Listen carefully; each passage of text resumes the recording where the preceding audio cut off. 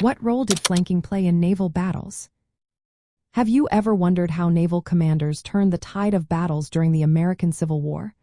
One key tactic they used was flanking. Flanking in naval battles means attacking an enemy fleet from the side or rear instead of head-on. This approach aimed to take advantage of the enemy's weaker defensive positions. By doing so, a fleet could concentrate its firepower more effectively and disrupt the enemy's formation. During the American Civil War, naval engagements often involved ships maneuvering to gain a better position. This allowed them to bring their artillery to bear with maximum effect. The naval artillery of that time had a relatively short range and required careful aiming. Therefore, positioning was vital. Flanking maneuvers enabled a fleet to focus its fire on a vulnerable part of the enemy line. This could potentially overwhelm that section before the enemy could respond effectively. Flanking in naval warfare is similar to land tactics. On land, attacking the side or rear of an enemy force can cause confusion and reduce their ability to defend.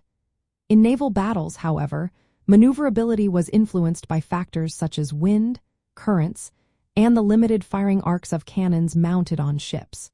Commanders who could skillfully maneuver their vessels to flank the enemy gained a tactical advantage. They forced the enemy to split their fire or expose their less protected sides. A practical application of flanking during the Civil War was to break blockades or attack ironclad vessels.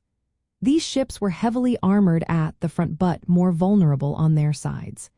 By positioning their ships to fire on these flanks, Union or Confederate forces could inflict greater damage. Overall, flanking in naval battles during the American Civil War was a vital tactic.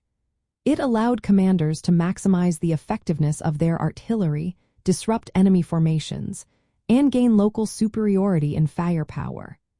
This tactic complemented the broader artillery strategies of the time, focusing on maneuver, positioning, and concentrated fire to achieve victory.